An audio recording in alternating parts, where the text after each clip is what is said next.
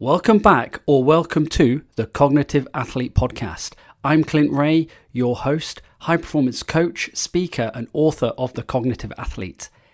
In the last episode, we explored what it means to be a cognitive athlete and why managing your energy, not just your time, is the real game changer.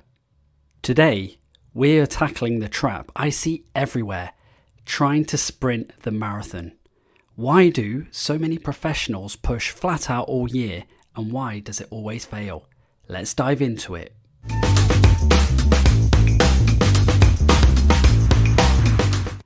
Let's rewind back in the day when I was doing a lot of fitness conditioning coaching with the RAF ski team.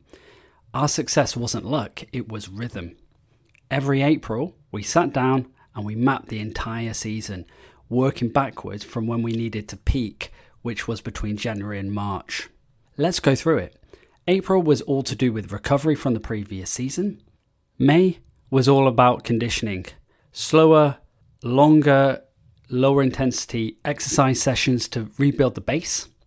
June, we're looking at transition. So higher intensity, shorter workouts, lower volume, working on gait training to sharpen some skills. July, we actually went to the snow in the summer up on the glaciers, in which this was a performance phase. So we looked at mental conditioning, we went through run-throughs, micro recoveries like swims and massages between race training and race days for the 2 weeks we were there. August, recovery again, it's a bit of a decompression from the performance phase, and then we went into our second cycle. So we looked at September to October, all about conditioning and rebuilding. So we were actually starting at a higher level of conditioning. Then that led into November and December, transitioning into more race specific prep. So looking at starts, looking at race lines, visualizing runs. We're actually out on the snow end of December and putting everything into practice. January, March, looking at peak performance again, peaking for the RF champs, which was at the end of January, and then moving into the in-services between March and February, March. What was the result? When the athletes arrived on the start line, they felt primed. They didn't feel exhausted because we had those natural cycles. The rhythm really helped them win the RF in-services ski championships that year. But let's fast forward. When I moved into the corporate sector, I saw the exact opposite. Many professionals or knowledge workers, we generally in Australia, we start end of January after Australia Day. We push hard until December, and then we take a quick 2-week holiday, and then we repeat that probably for about 30 years. No rhythm, no recovery, and guess what? The cost is enormous. Sprinting the marathon doesn't work. Our bodies and brains are built for rhythm. Peaks and troughs of effort, followed by then recovery. Athletes and soldiers design these rhythms deliberately, but most businesses still run like we mentioned Henry Ford's production line, which means more hours equals more output.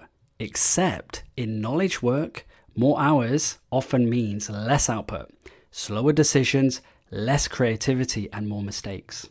I saw this firsthand with a business owner I coached. He was completely burnt out. When I asked to see his calendar, it was chaos. Wall-to-wall meetings, often double booked, maybe even triple booked, plus endless travel. No space to think, no time to breathe. Holidays? Nah, not happening. He honestly believed that if he stopped working, the business would collapse. He didn't trust his team to step up. And the result? His health was cracking. He was seeing doctors for abnormal blood results and the accumulated effects of being always on, literally pushing him towards an early grave. So I told him straight, something has to change. That's the benefit of employing an external coach. We approached it like training an athlete. We mapped his year and pinpointed the moments he needed to perform at his best. Then we worked backwards, building in recovery. He couldn't disappear for weeks at a time, so we created mini breaks, 4 days at the end of each quarter to switch off completely. Next came his micro rhythm. Lunch breaks were blocked into his diary. Start and finish times become non-negotiable. Focus blocks were protected for strategic work. Within months, he had more energy, his team felt trusted and empowered, and as a result, the business started to grow again because he was leading with clarity instead of exhaustion. And look, that's the power of rhythm. Without it, you run yourself into the ground. With it, you create sustainable performance. So here's your action step this week. It comes in 2 parts. First, I want you to sketch out your last 12 months. Mark the highs, which is when you felt energized and in the flow, and then mark your lows, the times you felt drained or burnt out. Then ask yourself, what drove those highs and what triggered those lows? Where did I recover and where didn't I recover? And here's the thing, you might not be a business owner, but I guarantee you that you work in an industry with natural peaks and troughs. If you're in sales, your peak might be the month end. In finance, it could be the quarter end or end of year. In education, it might be the end of term or semester.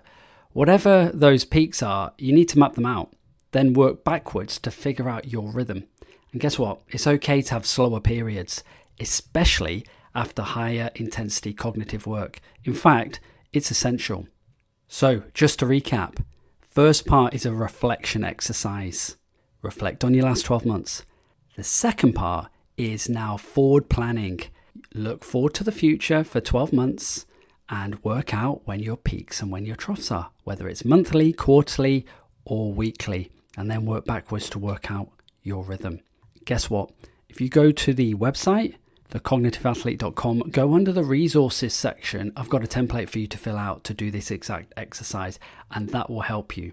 And look, in a future episode, we'll take this idea even further and I'll show you how to apply it weekly using a framework I call your cognitive operating rhythm. So there you go. Thanks for listening. So remember, marathons aren't meant to be sprinted. Sustainable performance comes from rhythm, knowing when to push and when to reset. In the next episode, we'll dig into shallow work versus deep work, why your calendar feels full but your progress feels thin, and how to reclaim focus for those tasks that really matter. If this episode resonated, hit follow, share it with a colleague, and check out the website for more tools and resources.